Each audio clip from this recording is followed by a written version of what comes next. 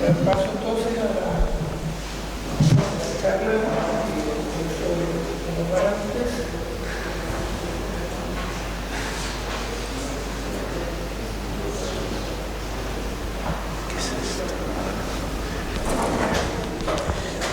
Ok, y voy a coger mi agua.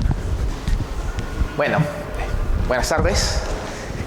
Voy a rápidamente ir sobre una serie de preguntas que me interesan mucho, pero esta no es una charla en el sentido de una ponencia, o sea, no tengo una tesis y no tengo una solución. Les voy a plantear simplemente una serie de preguntas que se relacionan un poco con mi charla del martes. En la charla del martes, si se acuerdan, era básicamente un debate en filosofía de la ciencia que tenía implicancias para la filosofía de las matemáticas. Aquí es al revés, es un debate en la filosofía de las matemáticas que puede tener implicancias para la filosofía de la ciencia, independientemente de mi posición sobre el tema.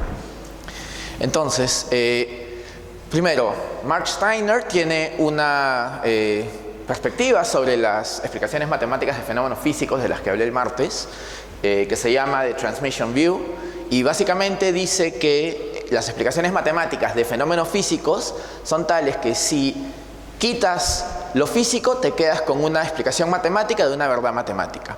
Es decir, que aquí tenemos un aspecto físico, un modelo matemático, y luego tú tienes que explicar esto, y esta explicación se traduce directamente al fenómeno físico que quieres explicar. No dice mucho sobre qué tipo de relación es esta, es lo que yo llamaba optimal representation en mi charla del martes, pero su perspectiva de estas explicaciones científicas, explicaciones matemáticas de fenómenos físicos, depende de un aspecto que es pruebas matemáticas que sean explicativas. O sea, su perspectiva de qué es una explicación matemática de un fenómeno físico, que esto es una explicación científica, depende de un aspecto puramente matemático. ¿Qué pruebas califican como explicativas o no? Entonces, existe una distinción entre pruebas explicativas y no explicativas en matemáticas, y de ahí mi pregunta, ¿no? Muchos matemáticos hacen esta distinción de manera práctica, ¿no? No todas las pruebas dan razones por qué una conjetura debería ser verdad. Verificar es una prueba, pero verificar no te da las razones. Entonces, hacen de manera práctica una diferencia, ¿no? Las pruebas son más que garantías de verdad, se evalúan, se aprecian por su poder explicativo, y una nueva prueba de un teorema puede brindar insights, ¿no? Entonces, es un hecho práctico que en matemáticas los matemáticos hacen distinciones, y las pruebas son más interesantes cuando son explicativas que cuando no lo son. Okay. ¿Cuál es un ejemplo de una prueba no explicativa? Y voy a ir bien rápido sobre esto. El PowerPoint lo voy a colgar en mi web si alguien lo quiere después, digo, porque esto voy a pasar rápido porque no tenemos mucho tiempo. Cuando Euler le escriben acerca de si era posible hacer un recorrido euleriano, él mismo dice en su texto de respuesta que, bueno, yo podría hacer una lista exhaustiva de todas las rutas, pero eso no es muy interesante y es muy difícil, ¿no? Entonces, en su mismo texto, él habla de que estas pruebas por exhaustión, ¿no? Pruebas de computación bruta, no son tan interesantes. Y más bien se lanza con la prueba que yo expliqué el martes, que tiene que ver con el número de conexiones en impares y pares, etc. O sea, en su texto se saca de encima la prueba por exhaustión en medio de dos líneas, y después dedica el resto a una prueba que sí te da insight. Entonces Euler mismo hace la distinción, ¿no? Acá hay otro ejemplo de Alan Baker, inspirado en la conjetura de Goldbach. Dice, ¿qué pasa si decimos cada número natural entre 4 y 200 se puede expresar como la suma de dos primos? Eso es verdad, lo podemos verificar rapidito, ¿no? Pero obviamente si queremos generalizar, acá no entendemos por qué, porque no hay nada acerca de qué relación tiene que ver los números primos con la suma, con esto, no estamos entendiendo, ¿no?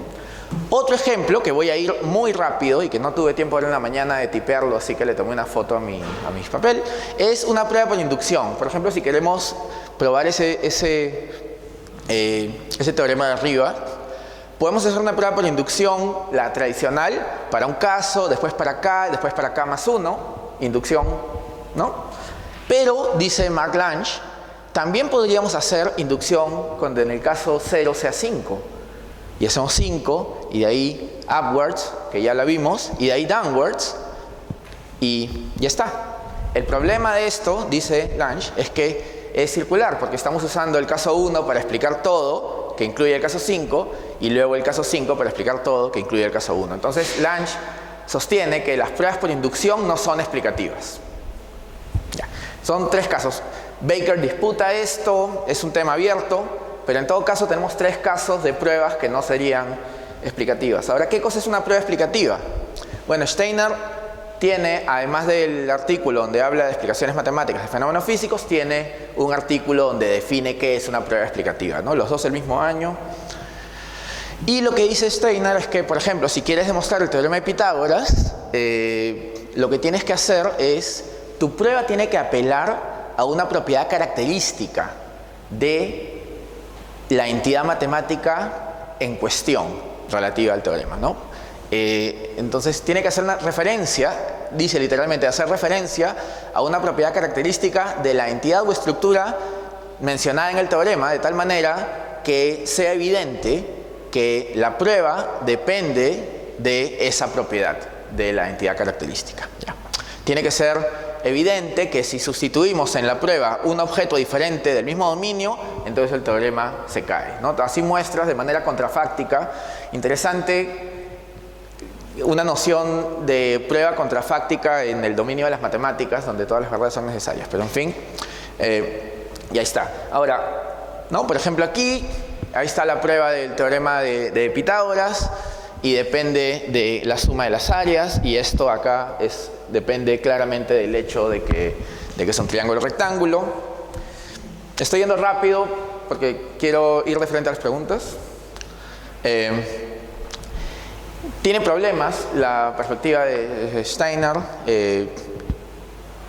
Resnick y Kushner, por ejemplo, preguntan, ya, pero ¿qué cosa es una propiedad característica? O sea, claramente no puede ser una propiedad esencial, porque en matemáticas todo es necesario, todo es esencial, entonces no puede ser. Todas las propiedades son esenciales. Entonces tiene que ser algo más. ¿Qué es? Bueno, entonces si ya es característica, que es diferente de esencial, ya estás metiendo temas contextuales, ya es user relative, ya no es tan bonito, ¿no? No es claro tampoco qué tan explícita tiene que ser la referencia a esa prueba. Tampoco es claro para quién tiene que ser evidente, de nuevo, aspectos pragmáticos, ¿no? Del usuario. Entonces viene Mark Lange, que creo que todos los días por lo menos se ha citado 3 veces en este congreso, está bien.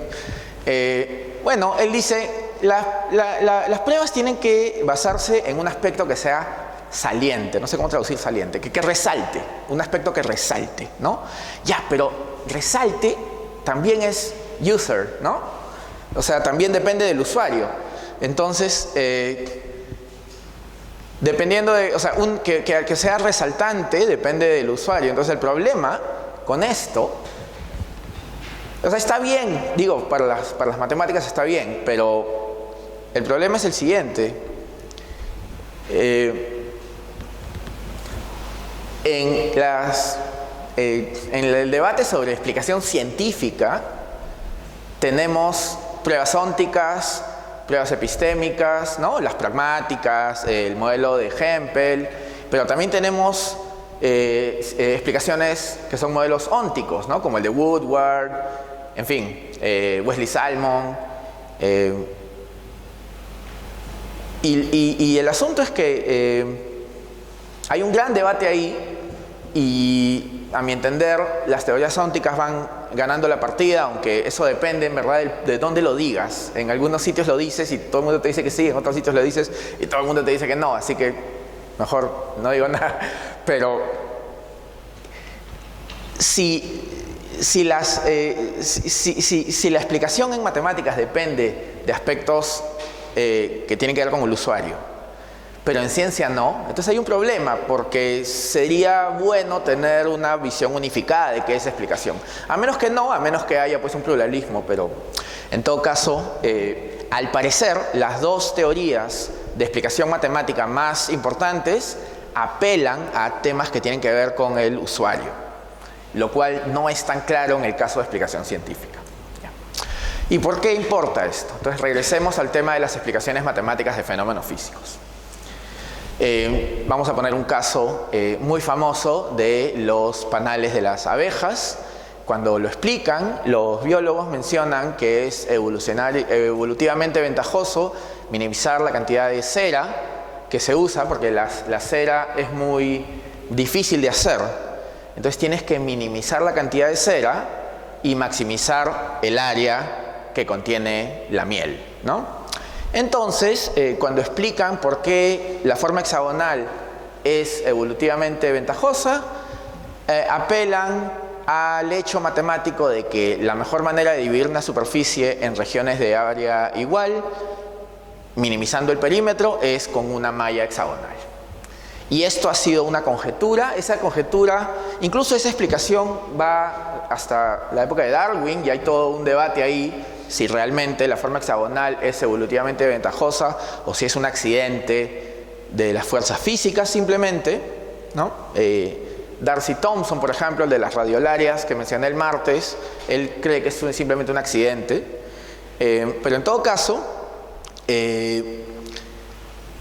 puesta de esta forma, la explicación se basa en dos cosas, ¿no? Es evolutivamente ventajoso que las abejas minimicen la cantidad de cera que utilizan en construir sus panales, y de acuerdo al teorema del Honeycomb Theorem, la mejor manera de dividir una superficie en regiones de área igual, minimizando el perímetro, es con una malla hexagonal. Entonces ese es de nuevo, una explicación matemática de un fenómeno físico, ¿no?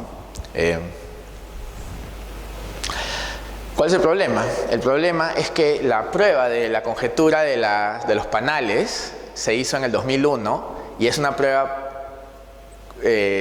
asistida por computadora que tiene toda una parte en la que es computación bruta.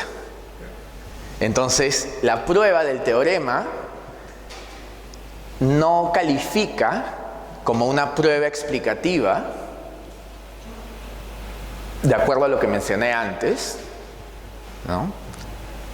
Y sin embargo, parece ser un elemento fundamental en la explicación de este fenómeno físico. Pero alguien como Steiner se preguntaría, pero ¿cómo la explicación tiene que ser incompleta? Porque se basa en una prueba que no es explicativa, y entonces ¿cómo podemos realmente entender por qué las abejas hacen esto si es que no entendemos, realmente no entendemos, asumiendo que entendimiento es el outcome de explicación?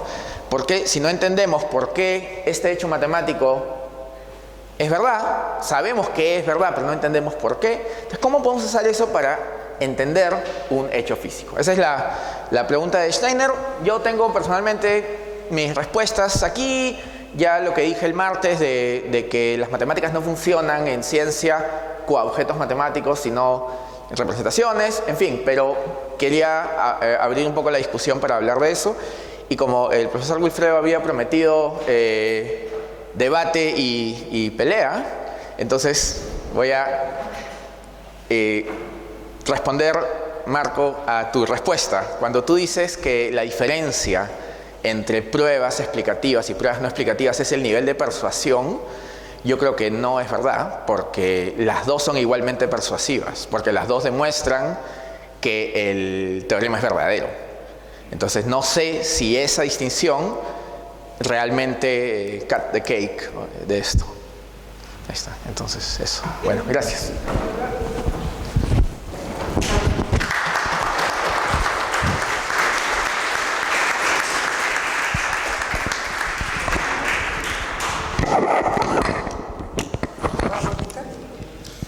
Sí,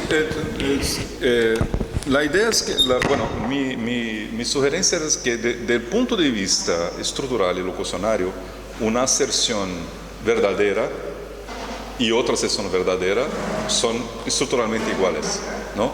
Que una sea más interesante o más explicativa que otra es un otro aspecto que no tiene que ver con el aspecto locucionario, tiene que ver con algo distinto, ¿no? Un aspecto epistémico o algo así. Esa era la idea. Pero no que sea algo constitutivo del acto locucionario, es un aspecto adicional al acto locucionario. De la misma forma que una ley buena y una ley mala, ambas son leyes, ¿no? Una ley que produce buenos efectos, una ley que produce malos efectos, las dos son leyes y locucionariamente tienen la misma estructura, ¿no? Pero los efectos o lo que pueden ser distintos, ¿no? Esta la idea, no es que no sea relevante. Pragmático, pero que no se relacionan con el aspecto. Sí, sí. Bien, entonces, habría preguntas para las preguntas que dejó abierto el profesor Barrantes y luego podemos volarnos con otras preguntas. Después.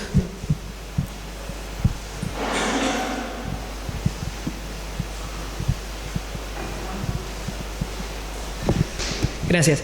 Me gustaría saber cuál es tu posición frente al último problema de Steiner que mostraste, porque o sea, si se puede decir rápidamente, porque creo que, o sea, no sé si en todos produjo la misma sensación, pero cuando explicaste el ejemplo me parece al menos cuestionable que la explicatividad de algo sea transitivo, en el sentido de que yo pueda rastrear la explicatividad de algo, al menos desde el punto de vista del observador, que era de lo que estabas hablando antes. O sea, yo confío en un montón de teoremas matemáticos que no tengo idea cómo se prueban, pero bueno, sé que las pruebas están en alguna parte, alguien hizo ese trabajo y...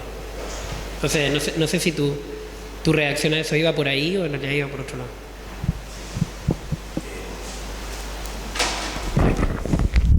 Sí, ese es un buen punto. Estaba tratando de mantener mi presentación de hoy un poco neutral sobre lo que hice ayer, lo que hice el martes, ¿no? O sea, el martes yo concluyo diciendo que las matemáticas no se usan como objetos matemáticos en sí, sino que se usan como representaciones de fenómenos físicos y podrías escoger en principio cualquier otra, aunque hay aspectos pragmáticos y tú decides usar una en particular, ¿no?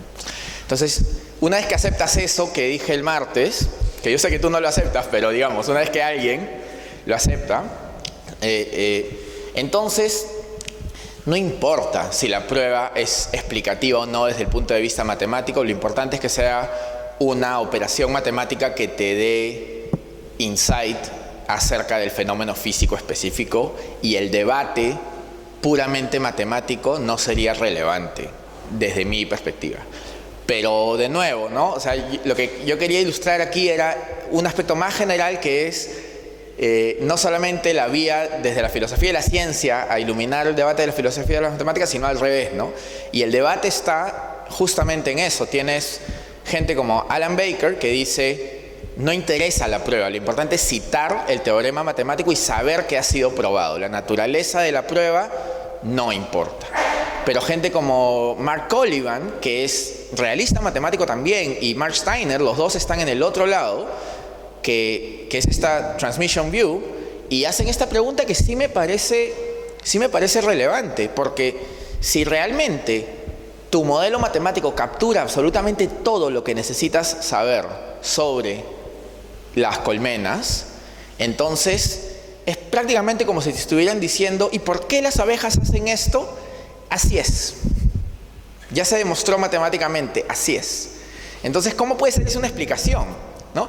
Como te digo, mi postura está un poco en el medio de ambas, ¿no? Yo siento que sí tienes que poder decir algo, no puedes, básicamente se convierte en un ya es. Y lo que pasa es que en muchos casos no se incluye la prueba matemática de los teoremas que se usan en ciencia, porque se entiende que son obvios, pero si se supiera que son conjeturas, entonces ahí habría un problema. Ahí sí estarías abriendo todos tus libritos de matemáticas que tenías ahí desde grad school dormidos, ¿no? Entonces, Sí me parece que es una pregunta importante y no es tan sencilla la solución de Baker, que es decir, cítalos nomás. Claro, Baker es un platonista, ¿no? Entonces para Baker un teorema es algo pues que está ahí en el explanatory store que puedes usar porque él es platonista, ¿no?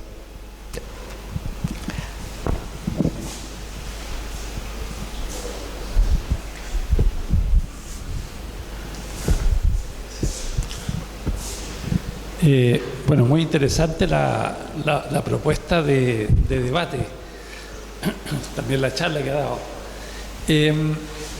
Me hizo recordar la demostración que Sócrates hace en el Menón del teorema de Pitágoras o de la cuadratura del área del círculo. Con el esclavo, claro. ¿Cierto? Porque ahí uno podría decir, ¿no es cierto?, que hay una explicación muy acabada, pero no sé si un matemático debería decir que ahí hay una demostración. Es cierto que en algunos lugares aparece como la demostración del teorema de Pitágoras hecha por Platón, ¿no? Pero uno diría que ahí en verdad no hay una demostración sensu stricto. Pero es tan evidente lo que está haciendo Sócrates ahí con el niño y con el esclavo, que uno queda convencido de que la situación es esa. Es decir, que en efecto hay una demostración del teorema de Pitágoras. Claro. Entonces, la pregunta que me surge es si la palabra explicación, ¿no es cierto?, está bien puesta ahí, es decir, si uno debería pedirla. Es decir, quiero decir, si al matemático, por ejemplo, le parece que otra demostración menos intuitiva que la que aparece en el Menón de Platón es una demostración del teorema de Pitágoras, lo otro, esa explicación, no debería ser considerada una demostración, debería ser más bien denominada como una intuición, un ejemplo, un caso. Ya. No sé si... Sí, me acuerdo perfectamente del pasaje y me acuerdo del rol que ese ejemplo juega en el argumento del Menón. No me acuerdo los detalles de la prueba, pero lo que podría decir es que si es o sea, lo que yo entiendo es que cuando uno la lee, no solamente estableces que es verdadero el teorema de Pitágoras, sino que al mismo tiempo, de alguna manera, entiendes por qué es verdadero. Y si tuviera... o sea, porque me parece que usted sugirió que de repente en la comunidad matemática esa prueba en sí no es tan aceptada como otras.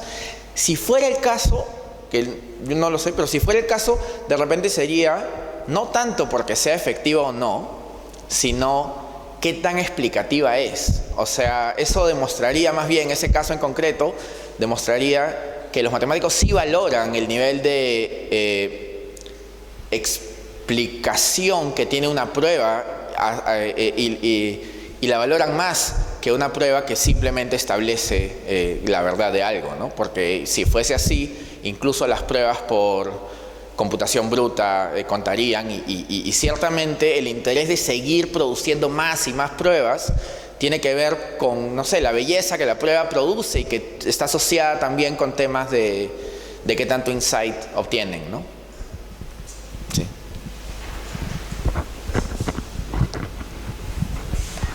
¿Otras preguntas para el profesor? Sí, Manuel, cuando tú te planteas la cuestión de si esto no va a ser relativo al usuario, etcétera, sí. La única posibilidad que consideras es la cuestión de si, dependiese carácter explicativo de que una propiedad fuese esencial en vez de accidental o contingente, y lógicamente en matemáticas no puede ser así porque todas las propiedades son esenciales, por lo tanto eso no va a distinguir entre... Pero ¿no podrías considerar otra dimensión, la generalidad, incluso la dependencia de unas propiedades esenciales de otras? Quiero decir, porque por ejemplo el caso que pones en relación a la conjetura de Goldbach, claramente ahí la cuestión tiene que ver en parte con la generalidad, ¿no? Claro. En fin, te pregunto eso, ¿no? Sí. Sí, hay una discusión sobre el tema de la generalidad en el caso de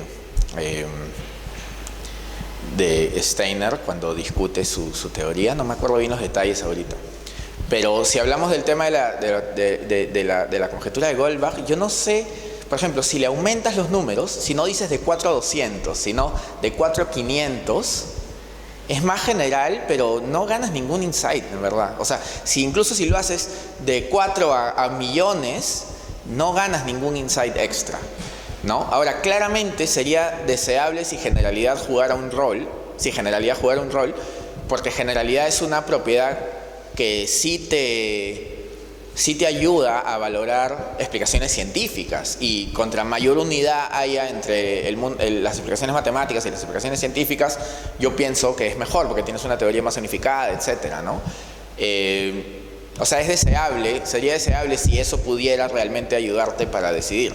Pero en ese caso en concreto, por ejemplo, yo pienso que no. Yo pienso que no importa si haces 3 millones de casos, estás tan desolado como si haces 5 o 10 casos, ¿no?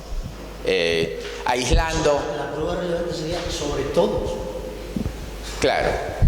Claro, por eso, siempre que no sea sobre todos, pues no va a ser una prueba explicativa. Claro, pero el tema es que si la generalidad tiene un efecto, debería también ganarse más insight contra más gradualmente más general sea. Pero no es el caso en ese ejemplo específico. Pero sí, eso.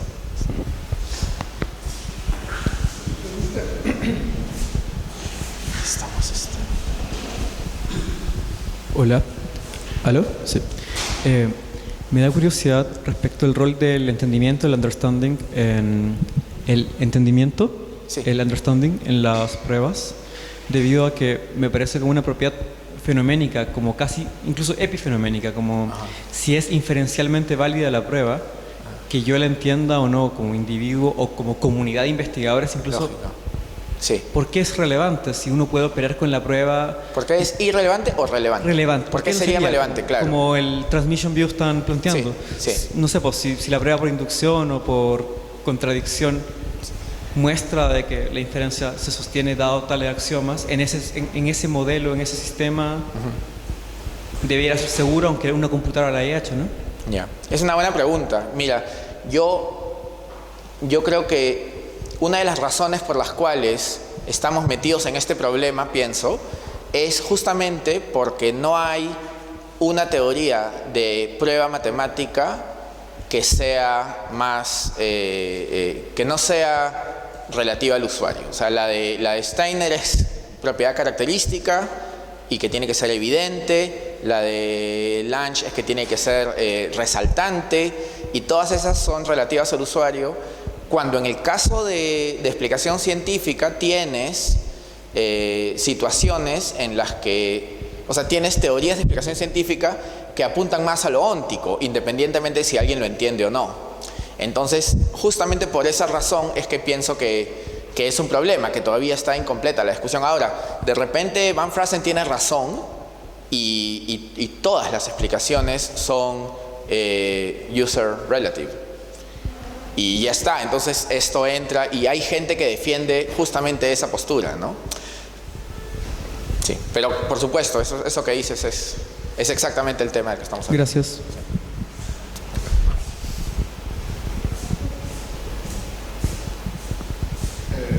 Me gustaría saber si, además de la dimensión explicativa, si tú crees que la dimensión estética de una prueba es algo relevante. Por ejemplo, hay gente que la prueba diagonal de Cantor es maravillosa, claro, es linda, ¿no? Claro. Quizá hubiera otra manera de hacerla que no fuera tan bonita, digamos.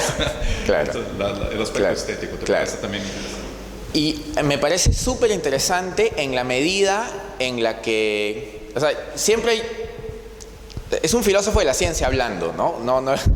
Entonces, siempre en la medida en que eso nos acerca a asemejar explicaciones matemáticas a explicaciones científicas, y en la medida que en explicaciones científicas sí se valora la elegancia, la simpleza, la belleza, entonces si eso fuera un factor en el caso de las explicaciones matemáticas, Sería genial, tanto así como la generalidad, porque tendrías unidad entre ambos, ¿no? O sea, si pudiéramos tener una teoría de explicación matemática en la que las mismas virtudes teóricas que se usan en explicación científica se aplicaran una por una, ¿no? Elegancia, unidad, fuerza modal. Bueno, fuerza modal en el caso de matemáticas no tiene mucho sentido, ¿no? Pero,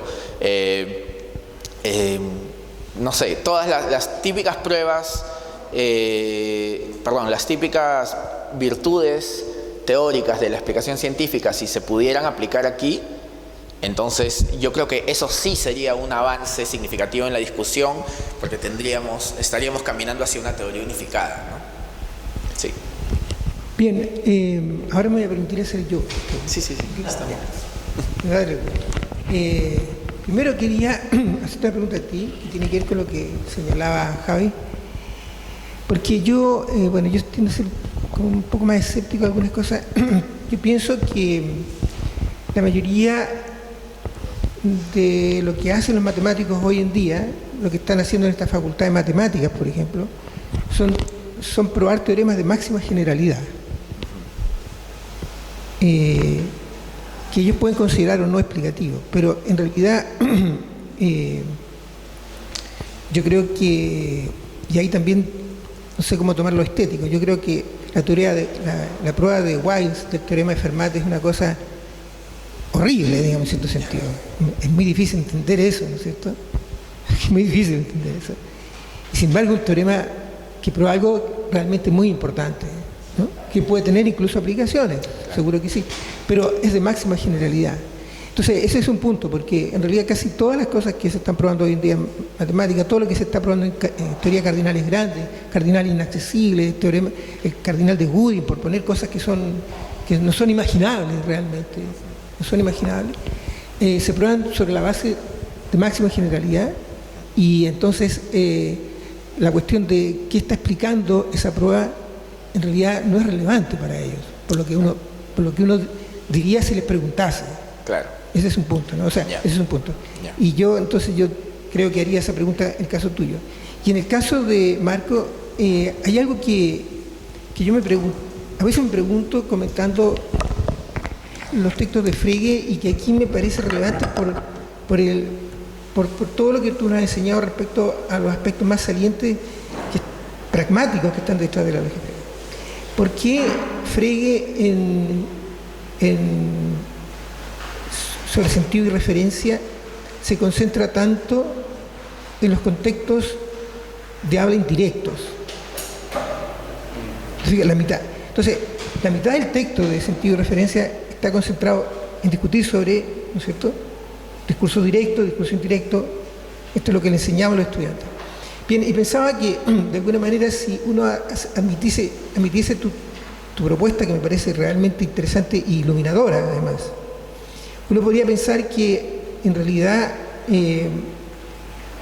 detrás de lo que, si hay fuerza, porque hay aserción, entonces, en realidad, detrás de lo que tú sugieres, hay alguien que dice: yo, un hablante ideal, postulo, yo expongo, yo, ¿me entiendes?, afirmo,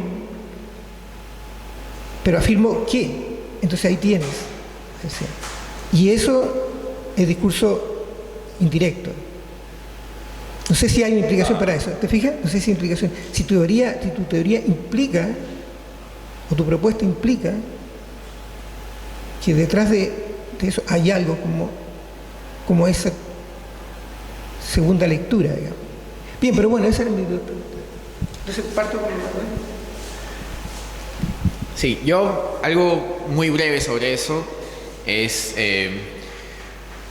claro, hay muchos aspectos de la práctica matemática que se pueden considerar al hacer filosofía de las matemáticas, y uno es que efectivamente hay matemáticos que no valoran tanto el poder explicativo de una prueba porque valoran otros aspectos, ¿no? Ahora, si generalidad contribuye a poder explicativo, entonces eso estaría dentro del campo de lo que yo argumenté. Pero mi punto de repente es un poco más, o el motivo de este debate es un poco más modesto, ¿no? Es asumiendo que hubiera dos pruebas que tienen el mismo nivel de generalidad, sí parece haber una tendencia a privilegiar las que son más explicativas frente a las que no lo son, ¿no? Entonces, claro, como digo, o sea, este debate no captura toda la práctica matemática, pero sí captura un aspecto de la práctica matemática. Eso, sí. ¿Dónde estás? Ok.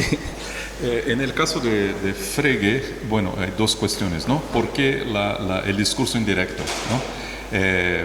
Es muy interesante porque la segunda mitad prácticamente sobre el sentido de la referencia es un análisis de distintas formas del discurso indirecto, ¿no? Claro, perdona, uno se pregunta ¿por qué Frege está haciendo esto? Porque esto no es importante para el programa logicista. No, o sea, uno piensa, no es importante, pero es vital para darle plausibilidad a su tesis, que es una tesis fundamental para el programa logicista, la tesis de que las oraciones completas tienen como Bedeutung un valor de verdad, ¿no? Esto es vital, ¿por qué? Porque en el programa logicista que viene después, en Grundgesetze, hay el axioma, la ley fundamental número 4. La ley fundamental número 4 es la que considera que hay dos y solo dos valores de verdad y que son significados por oraciones, ¿no? Entonces, mi hipótesis histórica es que Frege escribió, aunque Grundgesetze salió publicada en 1893, y sobre el sentido de la referencia un año antes, él ya tenía su manuscrito listo y ha verificado que esa es una idea fundamental, que las oraciones son nombres y que su Bedeutung son valores de verdad. Pero hay, digamos, contraejemplos importantes que son las oraciones subordinadas. Entonces tenía que tratar de las oraciones subordinadas en la segunda mitad sobre el sentido de la referencia y ofrecer su teoría alternativa. Bueno, en las oraciones subordinadas no tenemos la referencia normal, el Bedeutung usual, lo que tenemos son fenómenos distintos, ¿no? Y los Nebengedanke y cosas así. Entonces, digamos así, era un verdadero experimentador poniendo su hipótesis bajo teste, ¿no? Y en esa situación, testando la hipótesis de los valores de verdad, ¿no? Entonces, en mi opinión, es porque siente la necesidad de analizar las cláusulas subordinadas en la segunda mitad. Ahora, la cuestión de la otra pregunta que tú haces. La segunda lectura para lo que tú... ¿Cómo? ¿Cómo se ve eso en tu propia pregunta? Sí, es mi hipótesis, que es una hipótesis histórica, ¿no? Histórica, porque él menciona que la introducción de valores de verdad como objetos y que oraciones son nombres de esos objetos, oraciones completas son nombres, es una hipótesis muy buena. Él dice eso en el prefacio de las Grundgesetze. Es una hipótesis que se ha mostrado muy fructífera y ha simplificado tremendamente mi trabajo. Él dice esto, ¿no? Y de hecho, sin el axioma 4, no hay como derivar el principio de Hume, que es su ley fundamental, a partir del axioma 5. No hay una forma de derivarlo. Entonces necesita del axioma 4. Entonces esa es una hipótesis semántica y ontológica fundamental, el axioma 4. Entonces, pero hay que tornarlo plausible, porque las objeciones son inmediatas, ¿no? O sea, hay objeciones inmediatas. Entonces, esa es la razón por las cláusulas subordinadas. Ahora, la otra cuestión, que es la afirmación que yo afirmo, yo postulo, ¿y quién es este yo? Yo no sé. Es una gran cuestión para los intérpretes de Frege, si él presupone un yo trascendental o un yo lógico o una razón lógica, y yo no sé bien qué decir en este aspecto, ¿no? Yo sé que él siempre dice, nosotros afirmamos, nosotros tenemos que afirmar. ¿Nosotros quién? ¿No? Yo, Frege, o la comunidad de matemáticos, o la razón, o qué. Entonces es una cuestión difícil. Pero en tu teoría no hay una implicación hacia eso, en el sentido de decir que tu teoría implicaría que hay un acto, ¿me entiendes? Que hay un acto que es el acto de la aserción, pero que se puede leer también como en un... digamos, no sé si me entiendes. Un acto de aserción que o sea, que tiene la aserción, tiene la fuerza, porque alguien podría decir, bueno, entonces ahí hay también una planta ideal que dice el matemático que está desarrollando una teoría continua, que dice, yo afirmo, yo postulo, yo declaro. Sí, una planta ideal. Quiero preguntarte si tú ves que eso podría quedar implicado en tu propuesta. No, ¿cierto? O sea, puedo, porque como veo, Sí. tú lo que quieres decir es, si no, sería un contexto directo y por Claro. no tendrías la proposición P, en realidad no tendrías el teorema, pues el teorema es P, no tendrías propiamente el sentido de P y su referencia al valor de verdad, sino que por el contrario, lo que tendrías es algo cuya referencia es el sentido ordinario de P, si por el hecho de que tú produces, ¿quiere decir eso? Claro, que ya no tienes lo que sería la proposición de contexto ordinario, ¿no? Con sus sentidos de referencia habituales, sino que lo que tendrías es solamente una referencia en sentido ordinario y luego eso se implicaría. Sí, claro, la pregunta es si se explicaría, claro. Sí, pero no veo la correlación con la cuestión del sujeto, el sujeto ideal. Sí. Nomás la cuestión es un fenómeno lingüístico que las cláusulas subordinadas generan situaciones excepcionales, ¿no? Esa es su tesis en la segunda mitad sobre el sentido de la referencia. Es funcionamiento lingüístico, ahí no, entonces no depende de la interpretación en cuanto a acto lingüístico, ahí no me parece. No, es la partícula, la conjunción que transforma, cambia el plan lingüístico, ¿no? Pero la cuestión del hablante ideal o de la razón ideal, ese es un problema, es un problema real, yo no sé qué decir, un problema real porque Frege es muy poco claro sobre eso, ¿no? ¿Quién? Yo afirmo, la aserción, ¿quién asere? ¿Quién está aseriendo? ¿Es tú, Frege, Gottlob, o es una razón ideal? ¿No? ¿Quién es? No es claro. Bien, tenemos que... Así que les damos un aplauso.